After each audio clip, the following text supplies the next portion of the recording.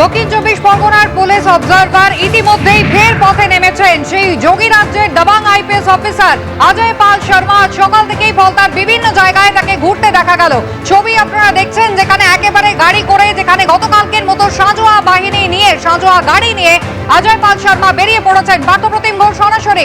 পার্থ, কোথায় কোথায় গেলেন আজ সকাল থেকে?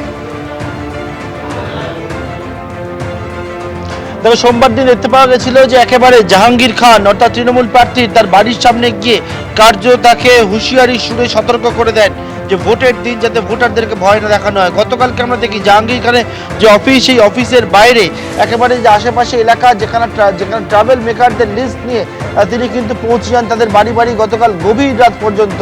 এবং আজকে সকাল থেকে দেখতে পাচ্ছি কেন্দ্রীয় বাহিনীকে সঙ্গে করে নিয়ে, কেন্দ্রীয় বাহিনী আধিকারিকদের সঙ্গে করে নিয়ে এই মুহূর্তে একবার ডায়মন্ড হারবারে, এবং ডায়মন্ড হারবার, সাতগাছিয়া এবং ফলতা এই তিনটি বিধানসভা কেন্দ্রের দায়িত্বে মূলত তিনি রয়েছেন। এবং সেক্ষেত্রে কিন্তু একেবারে দেখতে পাচ্ছি এই মুহূর্তে ডায়মন্ড হারবারে, এবং ডায়মন্ড হারবার থেকে গাড়িতে করে করে আজকে কিন্তু বিভিন্ন জায়গাগুলো রয়েছে সেই জায়গায় যাচ্ছে।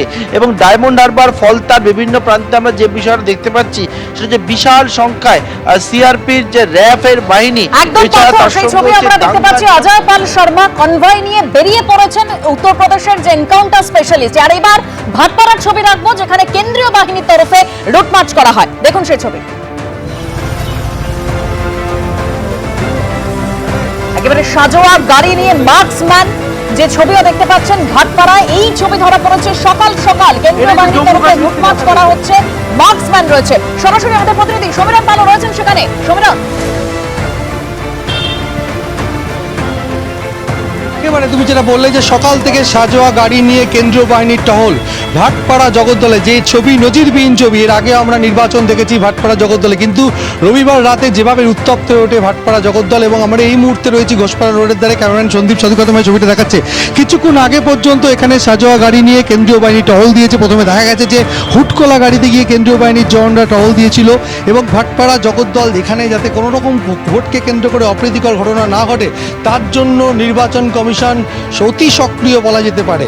প্রচুর কেন্দ্রীয় বাহিনী মোতায়েন করা হয়েছে, এবং সেখানে দেখা যাচ্ছে যে সকাল থেকে ঘোষপাড়া রোড জুড়ে, এবং যেহেতু ভাটপাড়া জগদ্দল ঘোষপাড়া রোডের দুধারেই অতি স্পর্শকাতর বুথগুলো রয়েছে, সেই কারণে সাজোয়া গাড়ি নিয়ে টহল দিতে দেখা যাচ্ছে কেন্দ্রীয় বাহিনীর জওয়ানদের। এবং সেখানে তার নেতৃত্ব দিচ্ছেন এসিপি জগদ্দল বিশ্বজিৎ পাত্র, এবং তিনি জায়গায় জায়গায় নামছেন, ভোটারদের সঙ্গে কথা বলছেন, যাতে ভোটাররা কোনো ভয় ভীতি নিয়ে বুথে আসছেন কিনা তাদেরকে আশ্বস্ত করা হচ্ছে।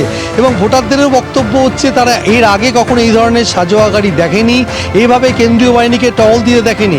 তারাও যথেষ্ট আশ্বস্ত। নির্বাচন কমিশন যেটা চেষ্টা করছে যে ভয়মুক্ত নির্বাচন, সেই ভয়মুক্ত নির্বাচন করার জন্য রবিবার রাতে জগদ্দল থানার সামনে, আমি যেখানে দাঁড়িয়ে রয়েছি, সন্দীপ তোমাকে ছবিটা দেখাচ্ছে, এই জগদ্দল থানার সামনে বিজেপি তৃণমূল সংঘর্ষ হয়। অর্থাৎ রুট মার্চ কিন্তু ইতিমধ্যেই শুরু হয়েছে। ছবি আপনারা জগদ্দলে দেখলেন। সমীরণ, ধন্যবাদ। এবিপি আনন্দ, এগিয়ে থাকে, এগিয়ে রাখে।